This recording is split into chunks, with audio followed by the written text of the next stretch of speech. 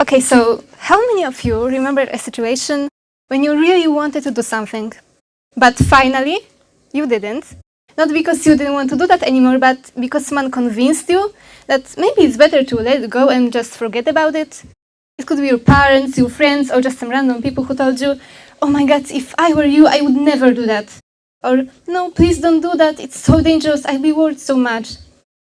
People have so many ways to influence you, but one of the most powerful is fear. I think that everyone here knows what fear is, and also everyone has their own way to describe it, but let's give a dictionary definition of it. Fear is a strong, uncontrollable, unpleasant emotion caused by actual or perceived danger or threat. We have been hearing all the time since we were kids. Do not climb a tree, you can fall. Don't run, you're about to fall over. Don't peel the apple or you'll cut yourself. Of course, fear is necessary. Thanks to that, we are more careful, we think more before doing something, and that makes us safer.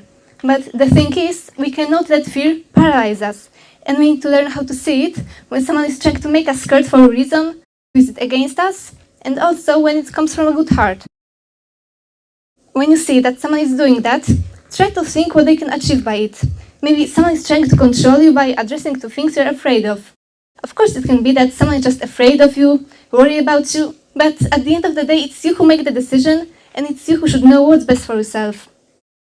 Let's give two examples of two different cases when someone is trying to make you scared of something. The first one, we have Amy and Emily. Amy really wants to take part in a casting for a movie. Emily is telling her, "No, Amy, you're too shy, forget about it. They will choose someone else and will just make a fool of herself. It's a waste of time."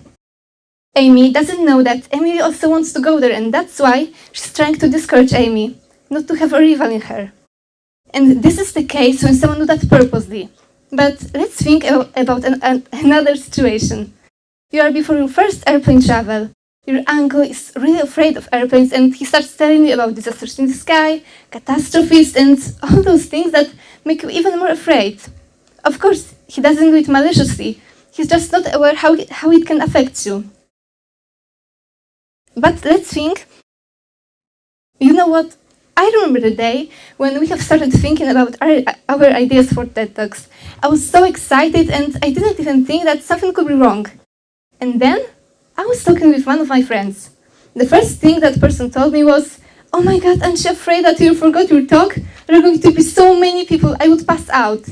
And you know what? Then I started to be so stressed and so afraid of all those things that I hadn't cared about before.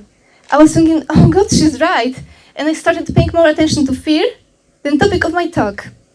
For a while, I was wondering if it's a good idea to go here, but then I thought, "Gary, you didn't come up to TED to not perform at the end, right?" So yeah, I'm staying here right now, talking to you some crazy stuff about fear, and it's not that bad actually. I think that now I don't even plan to run away from the stage, so that's a huge progress for me, I guess.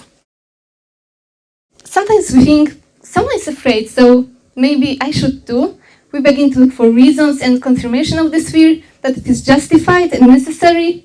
We must learn how to distinguish real threats and our own fears from those that someone wants to grow in us. And you know, that situation shows that some people do not realize how powerful the words are, and that a seemingly innocent comment can discourage us from doing something we want to do badly. Others, on the other hand, know it very well, and that's why they do that. We need to learn how to filter whether a person wants us well or on the contrary, and whether it is really worth taking this advice into account. Thank you.